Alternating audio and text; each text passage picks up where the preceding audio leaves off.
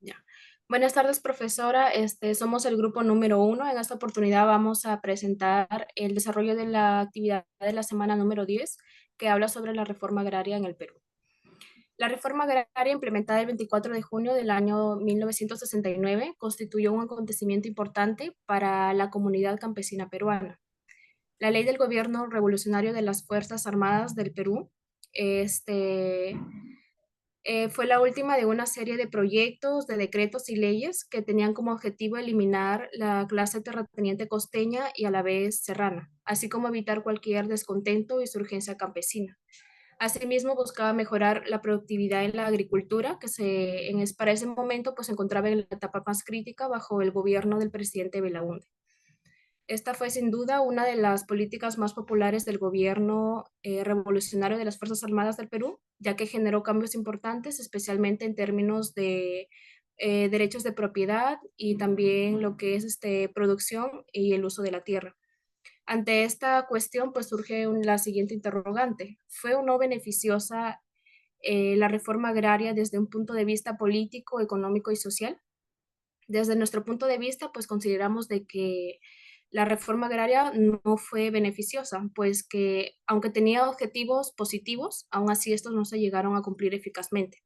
Por ello, a continuación vamos a fundamentar nuestro punto de vista a través de argumentos válidos. La reforma agraria en el Perú se llevó a cabo principalmente durante el gobierno de Juan Velasco Alvarado, entre 1968 y 1975. Ha sido un tema ampliamente debatido en términos de sus impactos políticos, económicos y sociales.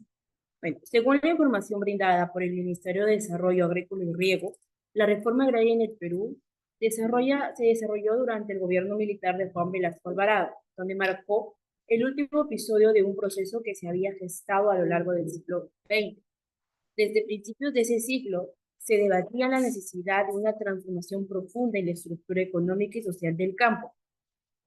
En 1964 se promulgó la Ley de Bases para la Reforma Agraria y en 1964 el gobierno de Fernando Belaúnde emitió una ley de reforma agraria que excluía los complejos agroindustriales azucareros y la gran propiedad. Bueno, sin embargo, en 1969, el gobierno revolucionario de las Fuerzas Armadas promulgó el decreto de ley 17716, donde principalmente buscaba incrementar el ingreso del sector campesino y asegurar al mismo tiempo la estabilidad laboral en el sector. En el aspecto político se presentó como un intento de democratizar la propiedad de la tierra, reduciendo el poder de las grandes latifundistas y fomentando la participación de los campesinos en la toma de decisiones. En este sentido, se puede argumentar que contribuyó a una mayor equidad en la distribución del poder. Según José Carlos Mariátegui, el carácter de la propiedad agraria en el Perú se presenta como una de las mayores trabas en el propio desarrollo del capitalismo nacional. Es muy elevado el porcentaje de las tierras explotadas por arrendatarios, grandes o medios, que pertenecen a terratenientes que jamás han manejado sus fondos. Asimismo, se implementó de manera autoritaria y centralizada la expropiación de tierras sin una compensación justa.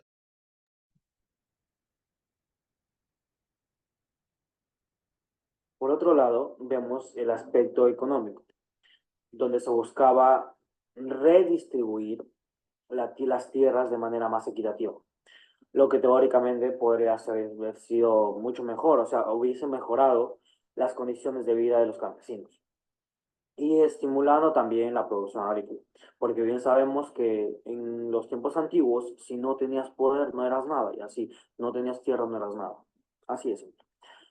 Lo que se ve en contra fue la expropiación forzosa de tierras y la falta de incentivos para la inversión privada en la agricultura. La escasez de alimentos, la inflación, eso se vio afectado en la economía del país y la crisis económica de la década de 1980. Bueno, son décadas literalmente totalmente marcadas en el Perú, así que más o menos ya hay una idea de qué se está hablando. Además, vemos el aspecto social también. Esta favoreció a miles de campesinos en darles tierras que antes eran propiedad de grandes terratenientes y así. Esto mejoró sinceramente las condiciones de vida de tales personas y en sí redujo un poco la desigualdad. Consideramos puntos en contra en el aspecto social. Las tierras no fueron suficientes para resolver tales disturbios, tales complicaciones, tales problemas estructurales. La caída en la producción agrícola y la escasez de alimentos afectó a toda la población urbana en general. Bueno, doy paso a la siguiente persona.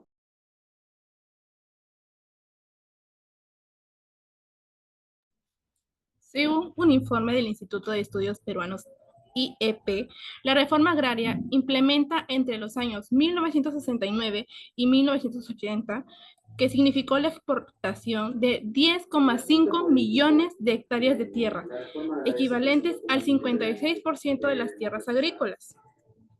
Durante este tiempo, las propiedades se convirtieron en aproximado 1.200 empresas mixtas o sociedades cooperativas. Estas empresas estas empresas fracasaron rápidamente y la mayoría finalmente se incidió a abandonarlo. Según el estudio del INEI, este periodo tuvo marcado por una importante regresión tecnológica con graves consecuencias para la producción agrícola, según la INEI del 2021. Las conclusiones serían estas. La reforma agraria implementó entre los años 1969 y 1980, que tuvo impactos significativos en la economía del país. Benefició a miles de campesinos en darles tierras que antes eran propias de grandes terratenientes, mejorando sus condiciones de vida y reduciendo la desigualdad. Sin embargo, las tierras no fueron suficientes para resolver los problemas estructurales, lo que resultó una caída en la producción agrícola y escasez de alimentos que afectó gravemente a la población urbana. Según el informe del estudio de peruanos IEP, la reforma agraria significó la expropiación de 10,5 millones de hectáreas de tierra, bueno, equivalente a un 56% de las tierras agrícolas. Durante este tiempo, las propiedades se convirtieron en aproximadamente 1.200 empresas mixtas o sociales cooperativas, las cuales fracasaron muy rápidamente, generando una región tecnológica con graves consecuencias para la producción agrícola.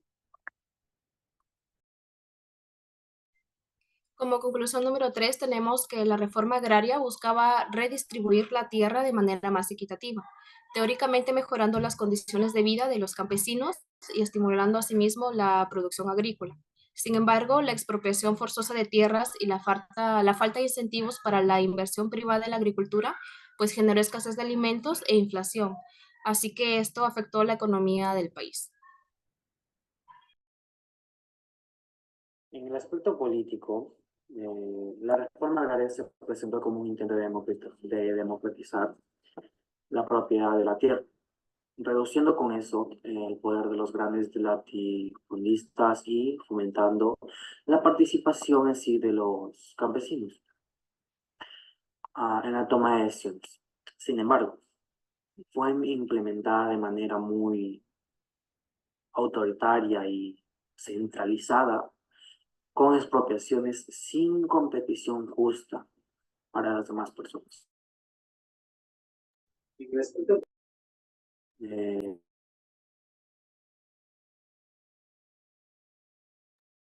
Como quinta y última conclusión, tenemos que a pesar de beneficiar a los campesinos al darles tierras y reducir la desigualdad, la falta de resolución de problemas estructurales y la disminución de la producción agrícola afectaron a la población urbana.